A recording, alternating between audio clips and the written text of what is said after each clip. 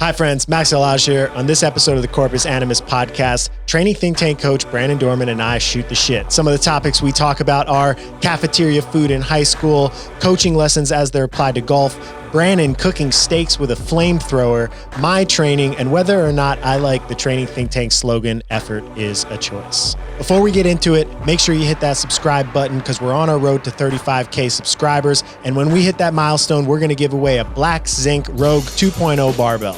Leave a comment below letting us know your favorite cafeteria food and how you like your steaks cooked. That comment is what's going to enter you into the giveaway. Once we reach that 35,000 subscriber milestone, we'll use a random YouTube comment generator on one of these videos where we promoted the giveaway to draw a worldwide winner for that bar. So all you got to do is be subscribed and comment below to enter. Train along some of the best athletes in the world at the sport of CrossFit. To get a free sample week of our current training cycle, head over to trainingthinktank.com/DSGN. And welcome to another Corpus Animus podcast. Here we go. It's 3 weeks in a row with me and Brannen Dorman. Oh, yeah. I feel special being on here 3 weeks in a row. Yeah. It's been a little drought for me. I think Chris just had no other options. I know. It was just like, just use these guys Basically, he went down the book and it was like everyone else is busy. Yeah. I don't know how to have small talk discussions without a topic. Or really what it comes down to is you don't want to do small talk with cameras rolling because you don't want to say something messed up. Yeah, that's true. We just had a long conversation, yeah. but it's probably not good for cameras. Yeah, I feel like that could potentially undermine the credibility of TTT as an organization. I don't think it could. No? We're done. I got to be careful. Brannen was educated in political theory, right? Poli-science, whatever. Yeah, a useless degree. Well, it's not useless. We had a great conversation. Yeah. But, still. Yeah. Let's be honest. I guess unless you, honestly, the path forward for that is like going in either becoming a lawyer or maybe some kind of business. A business. Well, people actually go career politician. Yeah. Huh? Yeah. But typically you don't see that. I think most people get out of it and realize like this is just a mess. So, what made you pick that major? I was in love with politics as a kid, which I know sounds crazy. Yeah. So like I was like this huge jock. And then I also loved, I don't want to say politics, but maybe it is the political system, right? Like what's the common good and how do we help people? And we've talked about this, but like everyone kind of agrees on these outcomes, but what's the process to get there to make sure that all of these things are better for all people in the United States or elsewhere? And that was something that like drove me all the way through in college. And then when I got there and started like really studying theory, and then I worked for a couple politicians, I was like, I don't want anything to do with this. Yeah, I hated history and social studies and English and all of those, what is that? Humanities? Is that what those are called? I mean, like the social sciences, right? I hated all of those growing up, so I never wanted to pay attention. You would have hated me in school. We would not have we would have been friends on the field. Yeah. And just and like, probably not idiot. seeing. Yeah, people like Max is. What did you like in school? Nothing.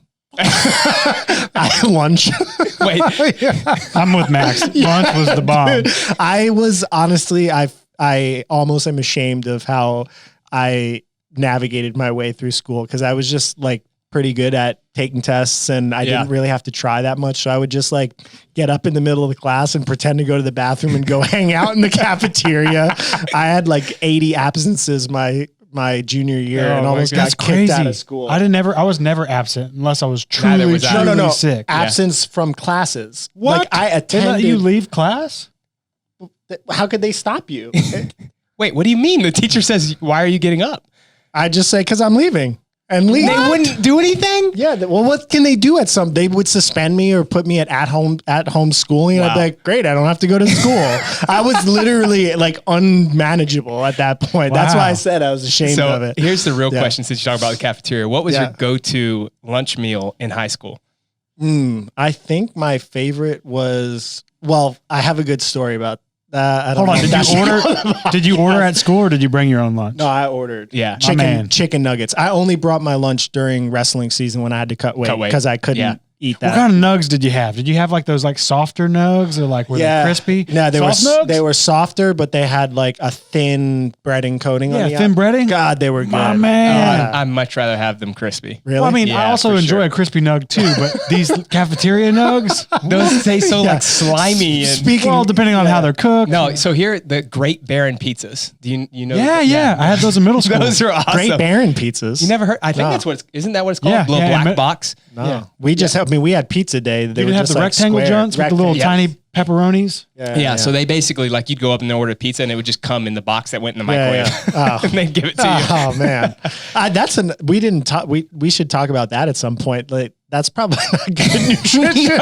for children. Not at all. Come to school and eat this crap. I mean, it's sit down French all fries, day. chicken nuggets, and it was delicious. So my senior year, we were able to go out for lunch. I don't know what the rules were. Yeah, Different high schools, whatever. And there was this little barbecue place, and then a Cuban place right next to it, and we would just alternate days. But like, talk about eating like junk. Luckily, I mean, when you're playing football and everything else I was doing, like I just stayed in shape. But like, we would get like 4 barbecue sandwiches and fries, and the next day it'd be like 3 Cuban sandwiches. Okay, that's cool. But when you ate at the cafeteria, what was your go-to? The Great Baron Pizza. Oh, okay, you had- no, yeah, sorry. definitely. but we definitely had that. days. Like it was like chicken nugget day or Did you have pizza Mexican day. pizza day where it was like the No. little like octagon? Yeah, no. Or not We octagon, had we had taco boat.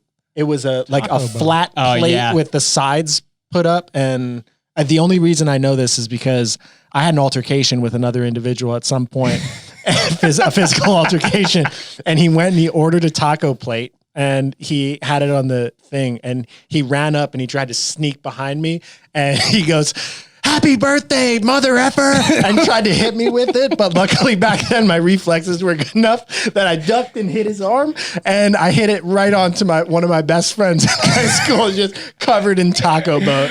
Was it your birthday? No, he was just okay. really upset at me.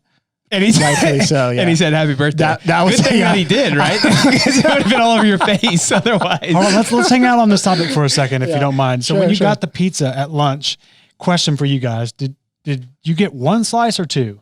I always went back. I think Well, I no. got 2 lunches. Well, it only came with 1, but did you go for 2? The ones that we had was like a mini pizza. It was one of those little like, I don't know, maybe even 6-inch mini pizzas. They were small, Yeah. but like it came in the microwave box and they would hand it to you. and you would eat one. Yeah. I mean, the school I went to was very redneck and rural. Yeah, I'll never forget. We had the 1 slices would have come with, and I had my buddy Matt who I'd sit by, and he would always get 2, and then this kid sat next to us and like tried to fat shame him for getting 2 slices, and I remember my buddy Matt was just like, "So you're telling me when you order pizza for dinner, you eat 1 slice and call it a day?" That kid just shut up. Yeah. You know, I actually remember it was probably like my sophomore or junior year. You talk about bad nutrition, Yeah. and they did like some kind of initiative where I think it was like a federal government thing where it was like eat healthy, spend 60 minutes outside or something, where they actually Sounds lame. Yeah, they gave you a side of like whatever vegetable it was for the Yeah. day. So it'd be like steamed broccoli with your pizza. And then, Yeah. Oh God. I was a bad eater. I think growing up, I got chubby as a kid, and then I started like dieting in 8th grade, and I hated vegetables. The vegetables that they served in school were like gross and soggy and covered in water. I'm like, So nasty. Why didn't they make an initiative to make this stuff taste good? Like, what the hell is going on? Gosh. It absolutely never does. Yeah, no, it doesn't make any sense. Like, oh, we're going to give you this nice vegetables that are healthy. They're going to be 8 years old and they're going to be soaked in muddy water. And So one of the things now is I've always enjoyed cooking food, but we just got a sous vide. I don't know have you guys ever heard of one of those? Yeah. So Explain it for people who don't know. So basically it's a water cooking system where you put your, let's say like I've been making a lot of steak in it or like chicken or any kind of meat. You put it in the bag and then it's a machine that basically you can change the temperature. So like if I'm making medium steak, I'd put it at 135 degrees, put the bag in the water and let it sit for 2 hours. Pause. Why are you making medium steak? What else? instead of Medium rare, my man. Well, 135 is technically medium rare. I Okay, just call you it get a medium. pass. You Yeah, get a so pass. for those that are cooking sous vide, 139 would be medium steak. 135. And we just call those people assholes. But it cooks it perfectly all the way through. And so it just made me think of you talk about like nasty Yeah. vegetables. It's so much more fun when you cook it and then it's like you made something that tastes really Yeah, good. I know. So I got this flamethrower. We need to put Oh, a I video heard on about one of these. this. Yeah, it is amazing. So basically it's like a torch, but it's a legit flamethrower. It's like 3 feet long. Oh, and you I can heard about you can this. sear Yeah. all your That meat sounds- with it. It's so much fun. One of the problems with cooking, I agree with you. The process of cooking is so fulfilling when you make something that tastes good, but cooking requires a little bit of patience. So when I went to college after my first year, I lived in a house with my friends and we had a kitchen, and I couldn't cook anything that tastes good. And I just suspected that if I followed a recipe, it would come out perfect. So I basically only made oatmeal, eggs, grilled chicken in The bachelor diet. Yeah, I mean, like literally that's the only thing that I ever made. They should bring home economics back to high schools agree. and stuff. I wish I had education on how to make good food. Yeah. The nice thing about sous vide is you literally just press the temperature and it so have you grilled like a steak before and try to get a certain temperature? It's just Not try to just make sure that it's you make sure it's edible. done. But then that's the thing is like Chris wants it medium rare. And if No. That's how it should come. Okay. Is what you meant to say. it should come medium rare, well, you try to make sure it's done and then you get it to, 142, Yeah. which is basically medium well. Yeah. And then all of a sudden Basically trash. So it's got peanut gallery over here. hold on. So it measures the internal temperature. No, the water, because it's in the bag, keeps it at that temperature. So like right now, actually, when I get home, I'm going to make this. I have Tell me more. I have a roast in there at 135 degrees. So from the outside all the way through will be 135 degrees, and it's been in there for 36 hours. Do you ever put like different type of liquid than water? Well, no, it doesn't touch because it's in the bag. Oh, Yeah, but maybe you could try something like a hot sauce. Put it in Hold there, on. just let the sous vide work. So you put the meat in the bag, and Yeah. then the bag goes inside the water. You season the meat beforehand. So like I Is put there in anything salt, in- pepper, garlic powder, whatever. Can you have liquid inside the bag? You can. So like if you were doing like a brisket, typically somebody puts like a rub on it, right? So you do like a mustard rub and then you'd put your seasoning on it. And then some people smoke it for like 30 minutes before they put it in the sous vide. That doesn't cook it, but it gives it that smoke ring. And then you put it in the sous vide after that. And then basically it cooks for however long. But if you do that for let's say it's 135 degrees, you can leave it in there for 30 days and that meat temperature doesn't change. So it's never overcooked. I dare you to do a 30-day meat. Actually, there's a guy on YouTube that did it. His name's 30-day meat. 30daymeat.com. Don't go there. If you're on your work computer, do not go. safe for work. So the bummer with the sous vide though is that it's not very quick. Well, you can cook a steak theoretically in 20 minutes. Oh, okay. But you would have to have it really hot, and then that would mean it wouldn't be the way that you wanted it. So I've always done it at 2 hours just because that makes it super tender on the inside. We have had the discussion on site of providing gifts to people for increasing our following. Flamethrower. And we thought, flamethrower would be good, but I think if we have barbell, flamethrower, or hand sous vide steak with Brannen, I think that might raise Okay, so I disagree. Look, I do not pretend to be a good cook. No, I'm by not any dissing your means. thing. I'm just saying people probably like a nice crisp barbell over your sous vide steak. No, I agree. Probably. But There'd be a small- Ask there'd be Mia. a small Mia and population. Kyle Lube have been over twice now for sous vide steak, and you should text Kyle and ask him. I'm going to show you this flamethrower real quick since we're having a casual conversation. That's the key to a steak though, is that crispy outside. So yeah, you coming back through with the flamethrower is clutch. Yeah. This is what I'm going to ask Kyle. Oh, man. Can you play that somewhere? I have no idea how to do that. right. Let me see it. Yeah. Put it on the TV. Or text it to me. Okay, I'll text it to you. Yeah, I love it. I'm going to send Kyle Lube one sentence to describe Brannen's cooking. I'm just airdropping it to If you. you're listening to this on YouTube, put in the comments how you like your steak cooked. Yeah, I mean, Well, no one's going We to will put anything unsubscribe other, you. after you just have shit on anybody that doesn't have it anything other than medium rare. Where's my? Oh, here I'll look this up too. One of my favorite King of the Hill. I just sent it to you, quotes. Chris, so hopefully it works.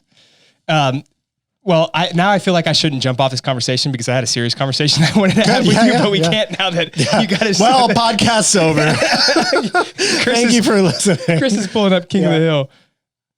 What are we about to listen to something? Y'all can keep talking. Well, hold on. Let me see. I think it's right here. Will it pick up on these microphones? We'll see. If not, I'll just edit it in. Firm but with little give. Yep, these are medium rare. What if somebody wants theirs well done? We ask them politely yet firmly to leave. That's the best cartoon ever made, by the way. That's Chris. All right, let's watch your Flamethrower. Okay, did you get it? Yeah, I think so. If I can get out of here. I like this. Hopefully people enjoy this. All right. Oh, make that. Oh, sorry for the No. kids screaming. Don't apologize for that. Oh my gosh. Isn't that amazing? Wow. Sorry for people just listening. Brandon looks really cool. Kinsley loves it. Hi, Kinsley. She Hold on. asked to hold it. I'm like, absolutely not. Yeah. So how long does it take to cook a steak? With Yeah, that so it depends on how seared you want it. I like mine like really crisp on the outside, Yeah. so I spend like a minute per side. But if you just wanted it like, Jordan says, hey, just like make it brown for me, basically, Yeah. like darken it. Yeah. So then I'll just like 30 seconds, go back and forth, flip it 30 seconds. So you put it in the water bag cooking steak, and Yep. then bring it out and blowtorch it. And Max, it is the best steak you'll ever have. By the way, I promise. why I'll do have we, you over. Yeah, I would like that. I also would like to know, why do they make these fancy ass words to describe a water bag and Well, it's a flamethrower? French cooking technique. Wait, what was the Yeah. fancy word for flamethrower? Oh, I don't know what the flamethrower is. Sous vide is the Oh, the okay. name I for thought the- you said- I thought that was like the whole strategy. Oh, Sous no. vide into that. So like most people used to just like Put your water bag it, then you burn it with a fire torch. Pretty much, yeah. I'm living in the South. This is what my language has become. Sorry, that was You're from New York, right? Yeah. New York? yeah. The old Yankee coming down Yeah, here. yeah. Messing with Good everything. old Southern boy. What were some of the biggest like eye-opening things when you moved to the South? Yeah. How much I cursed. You curse more than we do? Yeah. Well, I also have Yeah. been slowly becoming more, I hate to use the word professionalized, but aware of the fact that I can impact my audience and my reach if I'm too vulgar. yeah. Well, I never curse. So for me, when you guys curse, it's a lot. But I also understand like everyone I've ever been around, like playing football, especially, people curse all the time. Yeah. So I guess it is part of the culture in New Yeah. York, especially. New York, right? you know what? Yes. Like if you get honked at or if you like don't hold the door open, it's constant. Did you used to have an F accent? this. What I think right now is basically how I say talk. if you went to play in a golf event that was 4 rounds, what is it called? A tournament? Yeah, that's a Tournament. tournament. It's a tournament. Really? Yeah, that's a New York accent. You have a Say few yours? other words, Tournament. but I've never associated I them. say it complete like a southern. Oh, like yeah. ER tournament. Yeah, that's which I'm going both to go ways to are wrong. a tournament. What's right? Like it should be tournament. That's right? what I said. No, You said tournament. tournament. I hate you It's a both. Not really, but tournament. yeah. Quit tormenting him. Yeah, I think coffee is one, chocolate. Those What do those you are say? Wait, no, you say coffee normal now, but you used to say, coffee. yeah, I can't say it, pronounce it that way. Yeah. What's another one of your words? Evan will say, he's from New York, right? Yeah. What's the one? They add ER to a certain word. Idea? Oh, yeah. He I'm like, does. it is idea. not Yeah. idea. It's Yeah, I don't idea. say that. Yeah. Idea. or it used to be irregardless. Yeah. That's not right. No, right? it's regardless. Regardless. Yeah, Okay. like, no, it's definitely a New York thing because I've heard my clients say Yeah, that yeah, before. And it's yeah. like, no, I think it's just regardless. Yeah. So what were some other big shocks about coming to the South? I think the smiliness. Yeah. Yeah. Everybody like, hey. Yeah. And like to me, if somebody does that, I'm like, it's a crazy person that wants money or something. Like I didn't expect that. That's just like a kindness that people extend to other people. It also is dangerous because Yeah. people can be really fake. Well, that's the other thing. It kind of is fake to me because I don't really think that anybody is that kind to strangers on a regular basis. I mean, but- some people, right? yeah. Like, I mean, it's definitely maybe Yeah. more happy-go-lucky. Yeah. But So what would you Cordial. prefer? Cordial. Like a nice, casual, what do you call that? Common courtesy type stuff, Yeah. or just ignore me head down? I like it here more. It depends on my mood. Yeah. There are some times where I just don't want to engage that it can be annoying but I feel like if you just put your head down and walk forward, people don't really get in the way of that. Speaking of that kind of stuff, where do you guys sit when you're at the restaurant and you've already finished your plates? Where do you sit on the server coming up and like you're in mid conversation? They're like, "Can I get these plates that aren't really bothering you out of your way?" Do you know my stance? I'm guessing that you don't want them to take them. I don't like. Have you ever been bothered by your empty plate sitting in front of you? No, I think it's though they want turnover, and Yeah. I feel like if I'm at a restaurant, especially down here, they're not usually that crowded unless you go like on I get Friday, it. If Saturday. it's busy, then I'm Yeah. trying to help them out. Yeah. But I do hate when my conversation's interrupted, or if like your water's halfway full and somebody comes up and they're like, I'm just going to top you off and be like, just stay away until it's empty. Yeah, but they're also trying to get a good tip. So they're like, I'm going to keep going over. And There's a fine balance. Yeah, it's there's definitely a balance. Yeah. You should have like a preferences thing. You come up to the table. It's like, hey, this it's is like the Brazilian this is what's steakhouse. gonna, Flip it over. This is what's going to dictate whether or not you get a good tip for me. That wouldn't be bad if you were a server to be like, hey, do you like more attention or less or in between? Yeah. I mean, but then you're 'cause uncomfortable having to answer that, right? Would you not? You'd be fine with just being I guess there would be some people who'd be uncomfortable with that. Yeah. like, what does that mean? you'd be more uncomfortable to tell somebody what you want than just getting what some you don't people want. would. I guarantee it. Yeah. That's less assertive people would not want to answer that question. So they'd rather just get Just like, what they keep don't her. want. I think about like Jordan would definitely just not want to tell anybody because she just wants to make everyone comfortable. I would be like, yeah, don't come over until we're done with our conversation. But then she would get mad at me. So Please tuck your shirt in. Just be a complete asshole. speaking of shirt tucking, Yeah. how's your golf game going these days? I'm pretty sure I'm going to be on the tour by next year. So the last time we played was 2 days before Christmas. Yeah. Do you want to tell the audience what happened to you and Mike against me and Travis? I blocked it out of my memory. I don't know what happened. My golf game deteriorated pretty substantially through December because I didn't play at all. And I didn't hit balls in my house like you. Oh, don't even. Yeah, or get beat in a putting match by Kyle Lubahusen. I wish I could record that and also put it on the TV. Yeah, it was a slaughter. It was a slaughter that ended on, what was it, 16? Yeah, Yeah. we were 3 up with 3 to go. Yeah. And then we finished it on 16. Yeah. I mean, it was a horrible, horrible day in history that'll be remembered forever in my mind. You know, some people make fun of us for talking about golf on these podcasts sometimes, but I do think it really is similar to the sport of CrossFit in many ways, emotionally.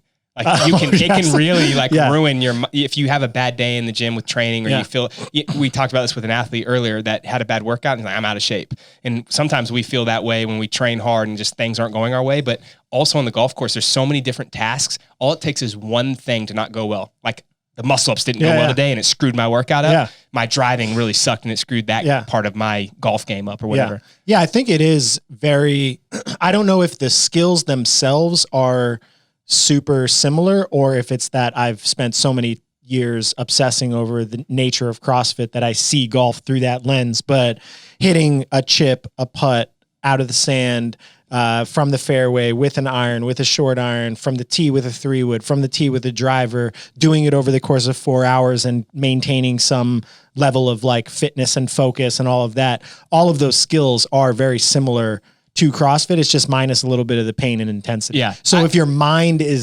needs the stimulation 24/7, like you need the pain and you need the breathing hard to stay engaged in a game, then golf becomes boring. But if you have a little bit of patience to be able to deal with that, I think the cerebral and physical or the cerebral aspect of the game is kind of similar to CrossFit. Yeah, I don't think it's that the skills are the same. I think that the variance of skills you have to have is the same. There are so many things in CrossFit that you have to be good at. And in golf, the same things are true. Like you have to be able to hit a variety of shots and curve the ball different ways and play on different grass and different types of weather. Whereas that's very similar to CrossFit. And so that's where they kind of come hand in hand of like, it almost makes me appreciate CrossFit and the way that I train people more, thinking about like helping them become well-rounded and also looking at the limitations that they have and saying, how much is this hurting them in the sport? Like if someone only has so many muscle ups, I can look at it in the same way of like, how much is like my driving hurting my golf game? And I know that doesn't connect with people that don't play the sport, but I can think of it as a coach of like,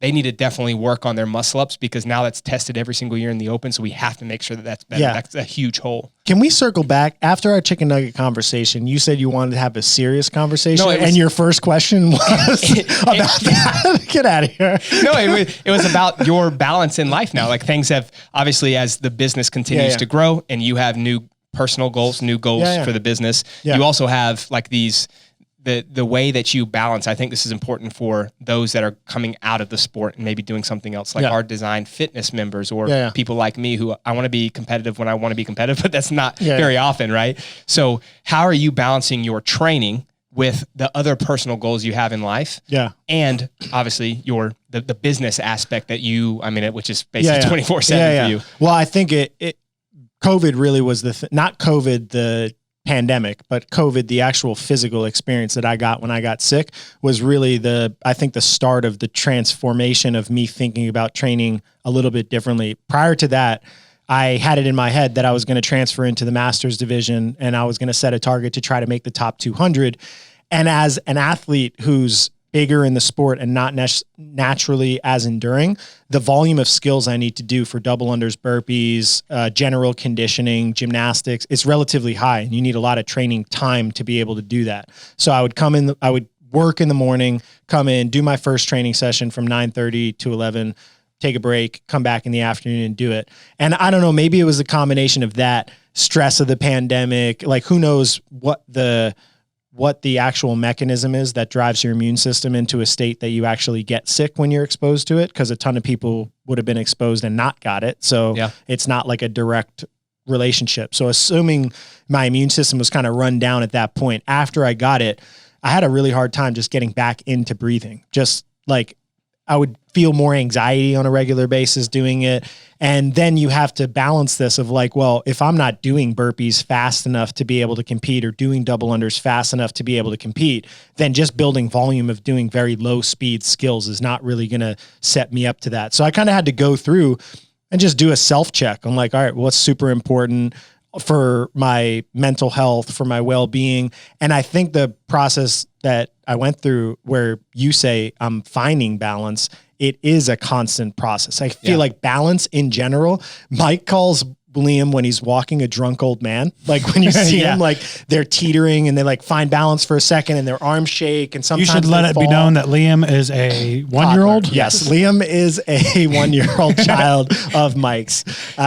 And I think that is kind of what you take for granted when you're an adult and you can like just walk in a straight line and you can just move, that like the state of acquiring that balance over the course of your athletic or human development is kind of painful and challenging and you fall and all. I think that's balance in life as well. Cause you have these goals and I write these goals down for the business, for my own mental state, my own mental health, for my physical body, for my athletic self.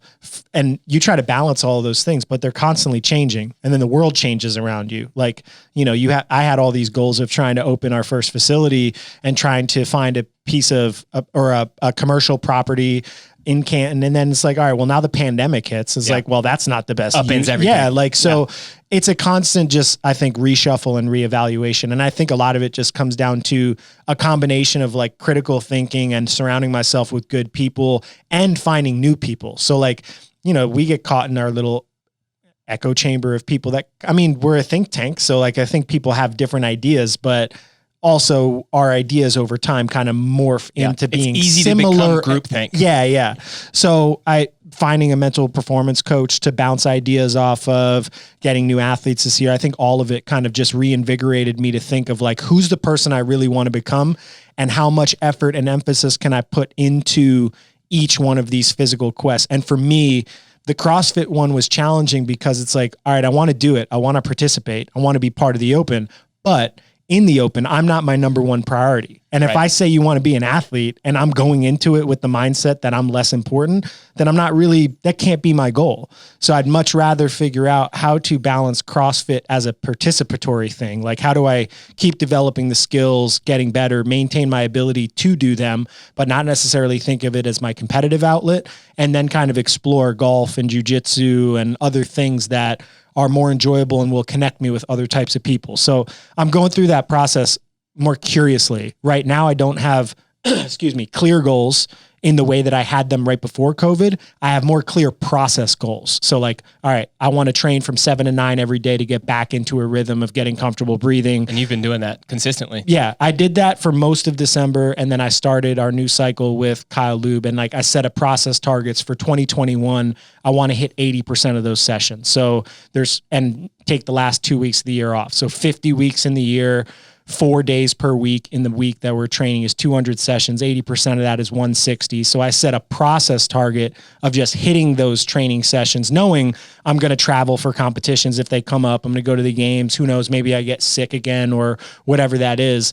And that's been a good balance for me right now. But I don't know, maybe if I get like back to feeling super intense again, then that's going to shift and morph, and I'll have to come up with a new balance and a new plan. But right now it's working pretty good. I do think that, your goal there is realistic. So like, it's almost like, not that you're lowering the bar, but likelihood is you could find more than 80%. Yeah. But you're giving yourself some flexibility to know that you have a business to run that's continuing to grow. You have other people that you're taking care of. You have your own just life stuff that you're taking care of, including a new puppy and all the other stuff there. And then the other things like jujitsu or golf or other hobbies that also are enriching the other aspects or priorities of your life. So I do think that that's probably one thing that we could all take away. I have so many people, so many clients that they miss a day in training or they get sick and they think the world has ended because they're missing a day. When in reality, it's like, no, you probably just need to recover and then we can get back to this. It's not, missing one day out of 150 training days isn't going to affect anything. Well, y'all both been that person. Where does that come from?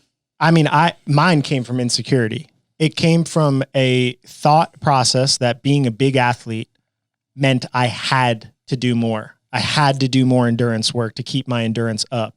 I think it was probably a false belief though, because as a bigger athlete, the actual demand on my system of doing body weight activities was probably higher. So I'm therefore imposing more stress on my system and asking myself to adapt more. What do you think it is about like in your head that you miss 1 or 2 days and it's like, oh, yeah, I do think that there is some insecurity probably with everyone. I know that and insecurity could be like, you just feel like you're falling behind and you're lesser than someone else. Maybe that's the way to look at it. But I've felt that way in the past. And I think that sometimes the goals have to be adjusted to,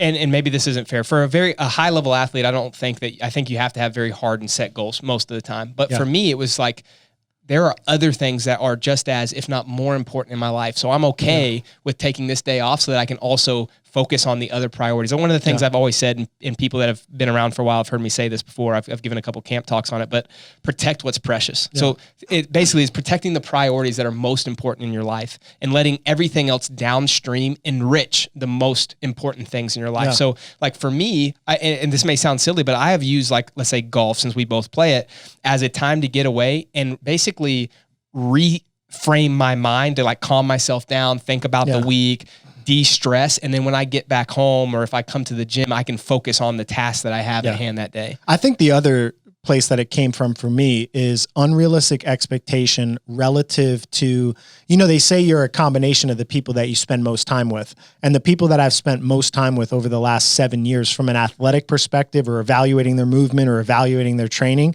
are like the cream of the crop in a sport that is super, super high volume and varied demands in physical capacity. So when you see the level of consistency that somebody like Travis or Noah has had for a decade of training. At the highest level of the sport. And look, there are times where it's not high and they're taking off seasons and all of that. But if you really look at the year and the level of like discipline, focus, and consistency that they have, it's very easy to create the insecurity, the lesser than feel like, oh, if I need to get better, I need to be taking on that same mentality. But the reality is that mentality can only be cultivated if that is your moneymaker. That is your primary thing. That's your primary focus. It's your primary stressor.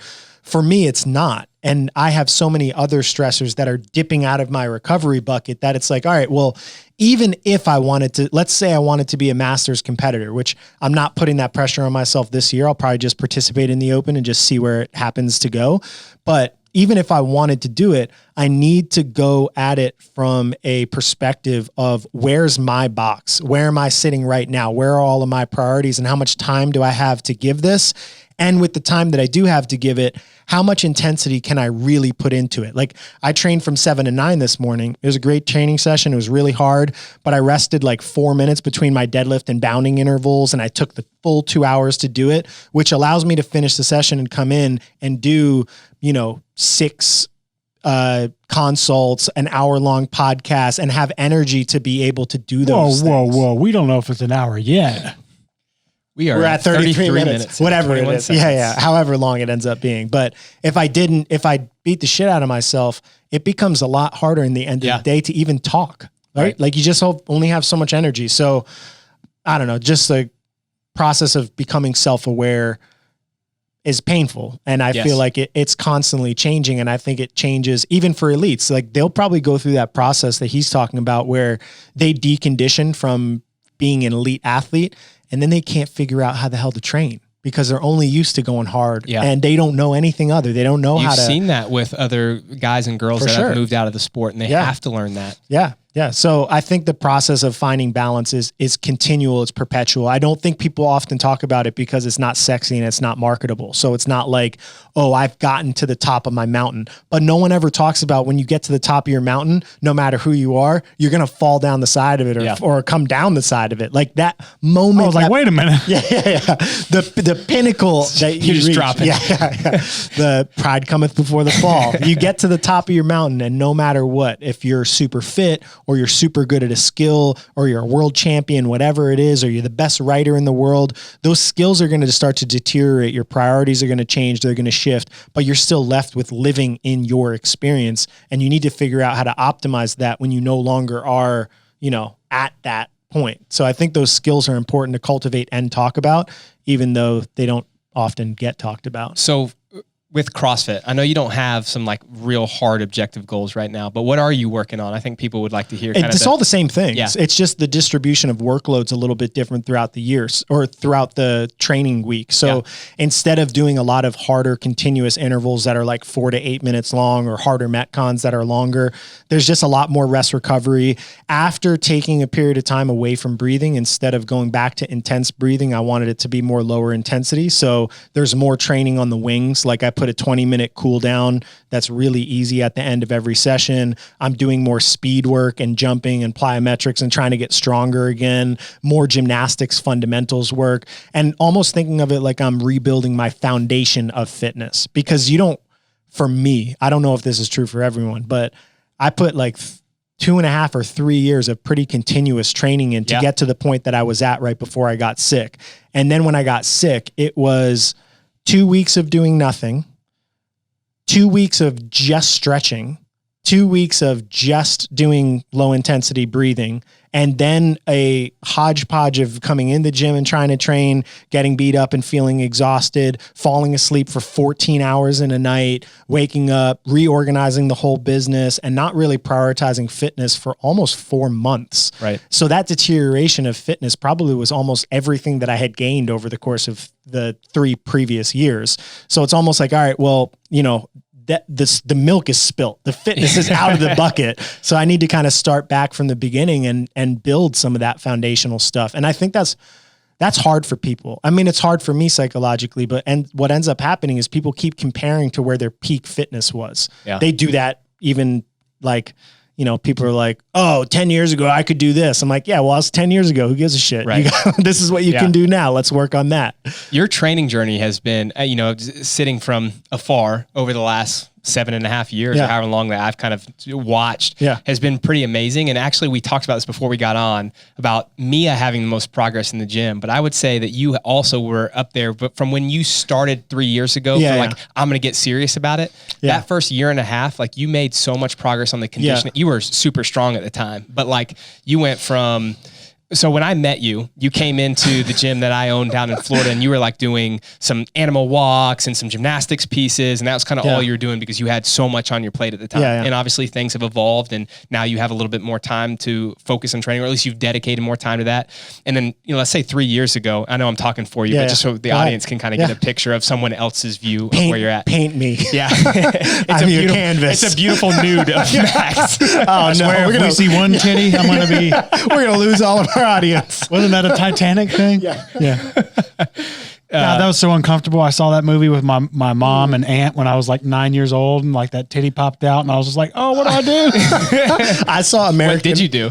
I just played it cool. Yeah, I've seen these before. Yeah, usually seen them in twos. You know what I'm saying? All right, get back. So 3 years ago, maybe even like 3.5 is like when you decided, hey, I want to be competitive. I want to just see where I'm at. Yeah. And I don't know what your actual thought process was, but that's kind of what it seemed like. And Yeah. you started jumping into some workouts and you wrote your own training. You did some other things with the group. You went from like, you hadn't probably done legitimate like muscle ups under fatigue or chest to bars under fatigue or any gymnastics pieces, handstand walking, barbell cycling. Like you were doing some strength work. Yeah. And over the course of a year, you went from none of that to like you were competitive with outside of like a Travis and others, competitive with all the other on-site athletes, which, so, you think about in a year's time, or maybe let's call it 15 months. Yeah. It's pretty impressive progress. But I also especially to just lose it all with COVID.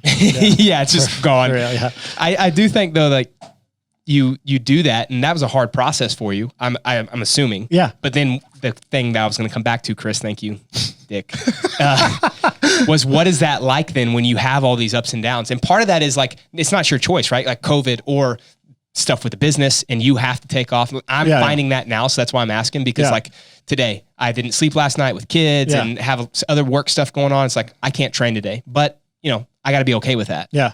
I wasn't okay with it. Yeah. I mean, I think my approach to life in general has always probably been like, and maybe now is my phase of life to learn about being more efficient and managing my energy in a more intelligent way and being more careful. Like in the past, it was, I want to do something. I'm going to go as fast as I possibly can, as far as I possibly can with the best guidance that I possibly can. And I'm going to run it until the wheels fall off. And I think that's what happened is basically I put all this pressure on myself that, and I don't even know if it's accurate, but even like the verbiage that we had in the design welcome email was like, get on the leaderboard and beat Max. And like, so I took that as a personal responsibility that I need to put my ass on the leaderboard every fucking day. Be careful with your sarcasm. Sorry. Sarcasm? I'm talking about myself. Oh, yeah. I think me and Brannen wrote that as a joke. Yeah. And you actually took it seriously? Yeah. But even like effort is a choice. have to. I wrote effort as a choice on the board for Will and Travis when they were getting ready to do the last workout of a regional simulation. And then it became a phrase that's attributed to me as a quote that's up on a wall when I was talking about it in a very, very, very specific moment to two very specific people at a time when I know that it's going to be very, very hard to give effort. But then that shapes how I think people are going to think about me. So it's like, all right, give your best effort because, you have a freaking shirt on that says effort is a choice. You have to give your best effort. Otherwise, you're literally making the choice not to live according to that creed or whatever it is. So I think I carried that for about as long as I could. I literally I pushed the progress and pushed the envelope as much as I possibly could to try to be what I thought a leader was supposed to be. And then in the concept of, as the concept of leadership comes up and thinking about it more critically and getting time to reflect after a period of downtime in training, you realize like, oh, those aren't the characteristics. Like that's not necessarily what I need to cultivate. It's okay to take time off from this. It's like the skills that you need to cultivate are more in communication and discipline and self-organization and being able to provide motivation to people at the right time. They're not going to look at you and think, oh, he can do thrusters and pull-ups better, so then he's therefore better to tell me how to do it.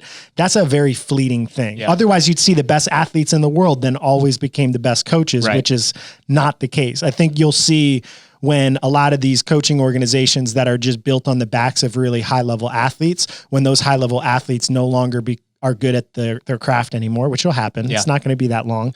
Then their coaching organizations are going to kind of to take a relatively big hit, and they are going to have to realize that those skill sets are different. Yeah. So I would think say it's just that you've reframed the effort part of that though, right? Like it's not like you're giving any less effort. It's that you're more intelligent with the effort that you're giving. So in other words, like you now have a lot of effort. You restructured the entire business over that time, like right after COVID, and came up with, here's how I want to move forward. Yeah. And you put a lot of effort into that. It doesn't have to be, I think we see that. It's funny because I've had like at least 10 people when I'm wearing the effort is a choice shirt say like, I love that. I've never heard that before. That's so true.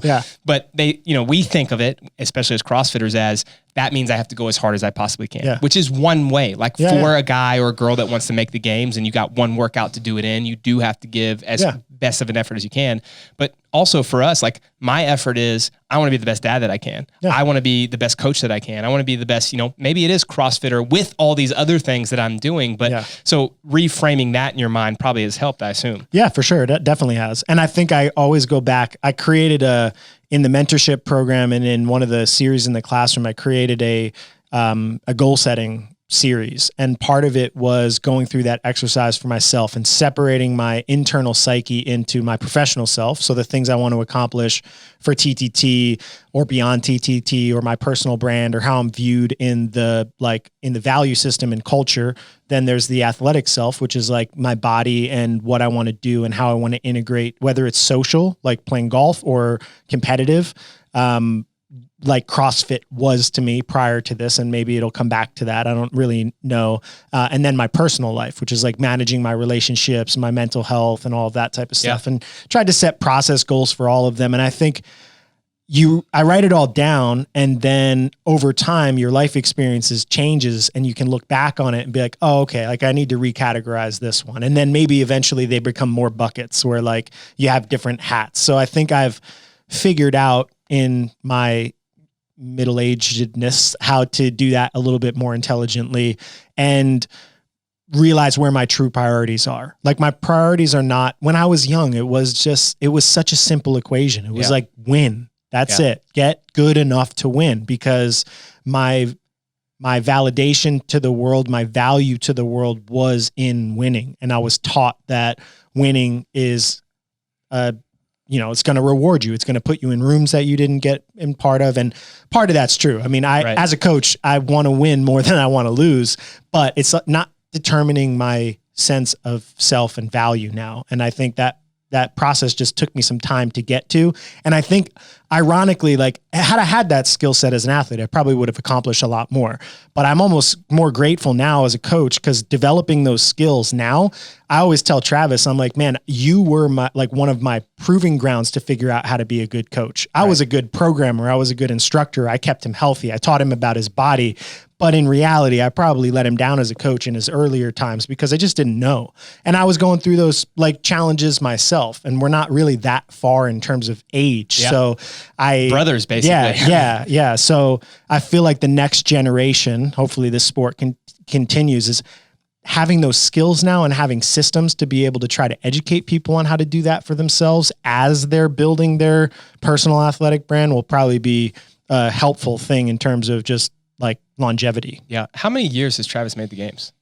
What's the actual number? I think 6. 6. Yeah. And then he's 2 years that he was really close. Yeah. He was on the bubble in 15 and 18. 18. Yeah. I obviously I'm going to toot his horn a little bit, but it really is impressive with how demanding the sport is. I mean, if I go hard for 2 months, I'm just like destroyed. Yeah. And he's been able to do that at a high level now for 8 straight years. And, really without a couple mistakes, especially in 2018, which even 2015, there was a workout there that cost him. I remember being there. The 2015 like the years he didn't go, he sucked. No, that's what I'm saying. Like I can't remember finished what workout 6th it was. and 7th, I think, in the 2 years. I know that there was the muscle up clean ladder where it was like 15 muscle ups and then 1 clean at 1, 1, 1, 1, 1. And that was the last workout. And he either got no repped or he missed standing up the second to last or the last barbell and then ended up getting passed. But I don't remember what the specific workout that got him in that one was. The 2018, it was the muscle up ring dip or the muscle up overhead squat the ring dip power. And then he went back and retested those like a month later and just destroyed them. I mean, it's a guessing game, right? For sure. I'm just saying. I mean, Travis is the kind of athlete, I think, that generally, if he can prepare, will excel. And when things come out that are a little bit uncertain or he hasn't touched in a movement, his adaptation isn't as good as just some people like on the fly. Sometimes it's not true all the time. And it depends on the movement. Like drag rope double unders came out without a lot of practice and he was better than people because double unders is a skill, but gymnastics pressing has generally been something that isn't good. And that much pressing volume paired with overhead mobility type movements. I think that workout construction that year with those 2 tests out of 6 being basically the same test, that kind of kept him out. But he was still damn close. Yeah. I mean, even with those 2. And he's had that longevity with at least 1 or more kids for most of the time, plus running a business. He's not one of these athletes who's making bank money off of his, sponsorships. Yeah. I mean, he honestly is one of the most impressive in terms of what he balances in my eyes. I mean, how many other people had kids this whole career? I know Ben Smith just had some. Yeah, Ben Smith just had one. Sam Quant this year took second, but he's got 1 newborn, which I think is different than 3 and then another one on the way and running a full-time business. Not that, other people are doing it and it's amazing for anybody that is, but to be competitive for 8 straight years with kids and all the other things, I really do think we should do like a case study on him at some point and show people, because it's going to be younger athletes that are good at the sport for a long time. But let's say the masters divisions, they're still very competitive, and most people have a full-time job. Most people have kids. How are they balancing that? And maybe Travis has a couple of secrets that he could share. Yeah. I would be really curious. Maybe we'll have to get him on the next episode. I call him a lizard because he heals like if you cut a limb off and it goes back. He tweaked his back last week on Monday.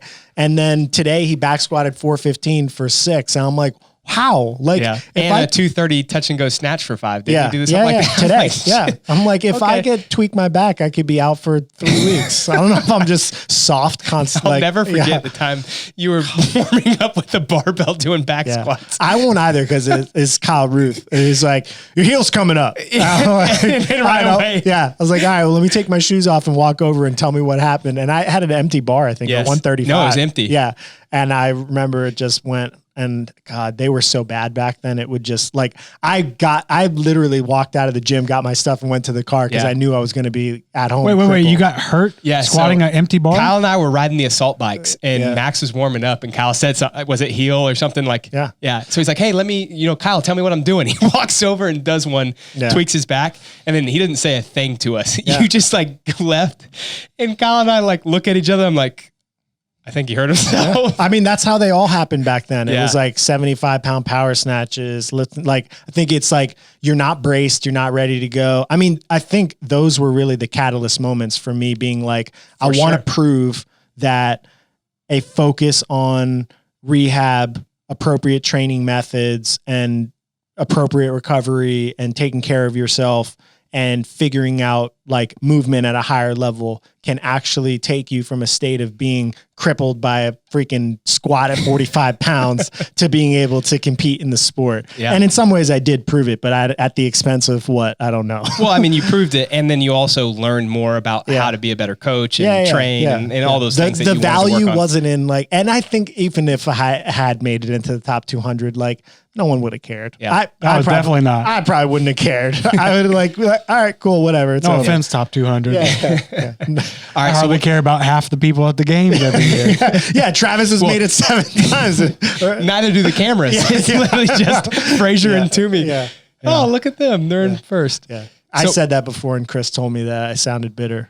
But I don't mean that in a bitter way. I mean that in like a very factual way and it's hard when they only have so many cameras and people want to see who's in first. No, don't give an excuse for that. I feel like one bird's eye view camera, they have so many. You talking about the documentaries or the footage of the games? The footage of the games. Like the actual watching it on ESPN? Yeah, if I'm watching it, you should be able to see the field. I want to see, because sometimes, almost all the time, the more interesting competitions are like 4th and 5th going back and forth. This season when it was only 5 fucking people at the, 5 people at the games, I was like, oh, awesome. This year we're going to be able to see everybody. Nope, just Matt. Yeah. I was like, are you kidding me? You can't just have one. And then what's crazy is when they were doing the trail run, they had the little like picture in picture where they had like a smaller image in the corner. So you had like they were following a couple people running over here and then they had a small picture in picture. I was like, so you just demonstrated that you could do live picture in picture. Why can't you just put a small picture of the whole fucking field and we could see what's happening? Man, I've never been like part of the HQ's inner culture, but I had a conversation with Sivan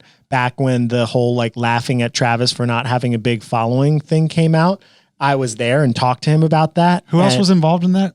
Katrin or? I think it was Brooke Wells. Brooke Wells. Yeah. I don't remember. But it never obviously wasn't a good conversation for him because. You mean he asked you a question and never used it? Is that what you're saying? No, I mean, after he turned the camera off, I asked him like, hey, why don't they ever show like a a full field of the picture of everyone competing, I was like, not only would that be better for viewers because most people are watching not just for the winners, but it would also be good for the development of the sport over the long term, because video review in every professional sport is really important. Like, you go back, you watch defenses. Yeah, is Noah Noah allowed to set his own camera up so he can go back and watch because they're only going to show someone Nothing. else? I mean, I have to do it all the time, is go and watch videos, and I'm like taking notes, and then it'll be like, oh, well, they just fell out of the lead, so they're out of frame for 4 minutes, and then they just cross the line. And I'm like, I try to run some splits this year for Noah, yeah. and I couldn't. There was a couple times where it just like, I'm sure they have another view, but they're not showing it, and I don't know how to get access to or that. sell like have one of those and sell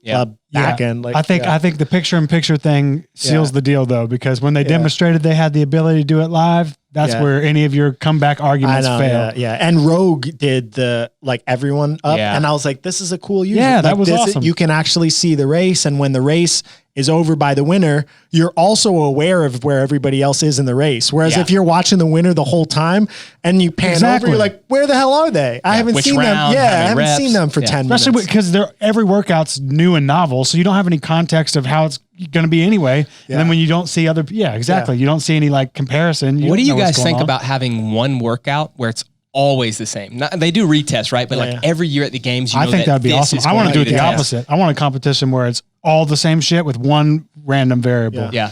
Like a sanctional style or whatever it's going to be now. I was actually thinking about, Chris said right before the podcast not to talk about potential plans, so I won't do it. No, do it. I want to create an annual event in person. Don't do it when COVID is over. And I was thinking about having it be a set gauntlet of workouts where it's just the same things every year. And it's not about fan experience. It's not about a sport. I remember watching a documentary about this race that they have that goes through the I think it's like somewhere in Kentucky or something like that, where it's like 24 laps and it's some mega ultra marathon that they have to go through the woods and they have to navigate with maps and headlamps. And it became this like crazy annual thing that has a very small group of people that go out and do it every year. And I was thinking, like, what type of cool, like, fitness challenge event could you do that actually tested a broad variety of skills, but it's not going to mess people up and it could be fun?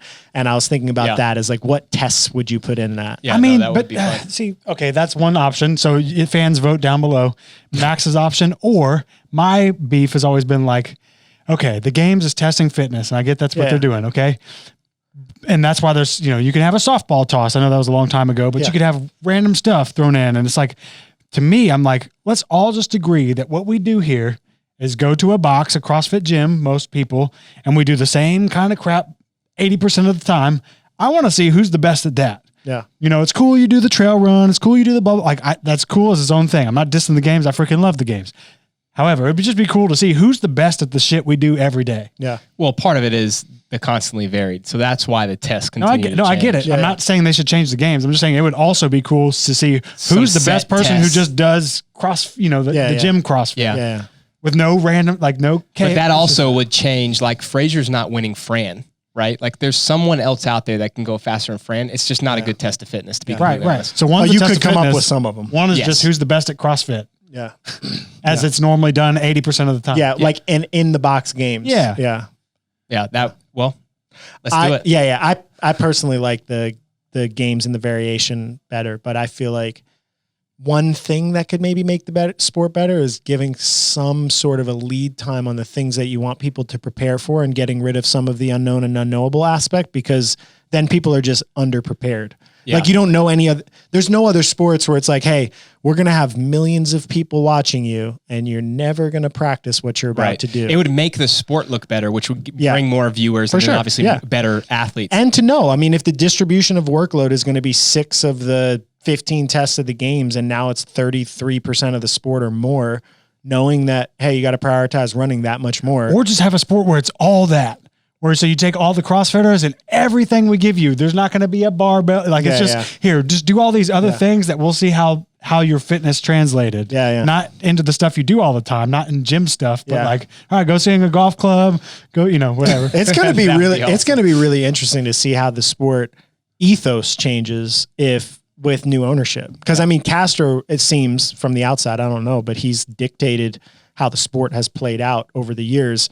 If now Eric Rosa comes in and he wants more of a say in how that operates, and he wants, let's say for masters, for example, it to be more inclusive and for them to be able to do things like, taking out snatches or taking out muscle ups or something like that might not be off the table. Yeah. Like that type of stuff could happen. I assume they're going to come to some compromises there that Yeah. still have those things in it. But it's always better to have more people at the table. You can't have too many, but have a couple voices saying it. And I don't know if Castro's been the only one that's made the workouts. I assume, he said Glassman used to tell him things that he was supposed to do, right? Like the strict muscle ups and things like that. Yeah. So it's hard to know, but I think they've done a pretty good job of, for the most part, finding varied tests that are testing a bunch of different things. Yeah. Whether there's things that you could obviously disagree on, but it would be cool to me to have here's one or two tests that stay the same, and you just see the progress. Yeah, and to see who's getting better. Right. Like Exactly. at these things. Yeah. Yeah, that would be cool. To be clear, my idea wasn't to change it. Keep it the way it is. Yeah. Just something different on the side, even if it's at a local level. Like if we just did a bullshit little local one. Or the off-season events have a different programming structure, which I hope happens. The guys that have been doing it for 8 to 10 years are good on them. They're super impressive, but I feel like from a building of superstars perspective, having this year, the season 7 months off or 7 months, I feel like having that 5 months of the year to not kill yourself so your body can stay healthier would allow for the cultivation. How long's LeBron James been playing in the NBA? 17 years or so? 3 or 5. Yeah. Yeah. So 17 years. That means Froning, who's already talking about not being able to squat anymore and is 31, so he's way younger than LeBron James, is going to have to do it for another 7, which I find very hard to believe. Super, super hard. Yeah. It's almost like this is more like football in the average lifespan. Yeah. It's 2 years. But you maybe could in the change NFL. that with a different philosophy on how it's done. Less of having a more straightforward season. And less of a gladiator mindset. Less of a hey, we're going to put you through the ringer to see really who's, or less of a Navy SEAL mindset and more of a sport mindset. Yeah. But who knows? Great episode, boys. Let's call it there. Unless you had something very important to say. No, I never have anything important. All right. That's fantastic. We are about to start week, by the time this airs, who knows, week 2 or 3 of the design by these two boys. Design we got Max, Mia. Yep. Mike. Yep. We have new, if you don't know already, we have new divisions. So we train separately for different peaking times for elite, RX, intermediate, masters. And if you're not we kind of addressed on this, if you're not really into competing, we also have design fitness. And what is that?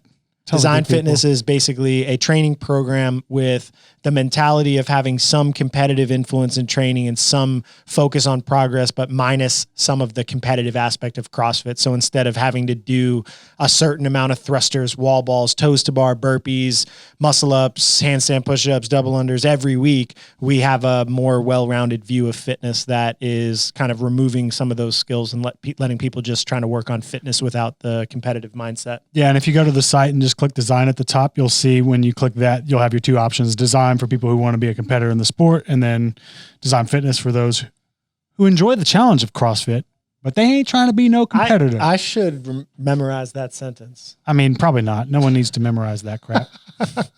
All right, that's it, boys. Follow Max at Max El-Hag on Instagram, and he has no post. That. No, it's still there. There's just still no there. post. No post. They're Follow archived. Brannen Dorman at Brannen Dorman _TTT. I'll put a story up at some Put your point with my flamethrower up sous there. vide. Yeah, Yeah, you should. go That watch should be his your only flamethrower. post. You with that flame- I'm going to become a sous vide famous person.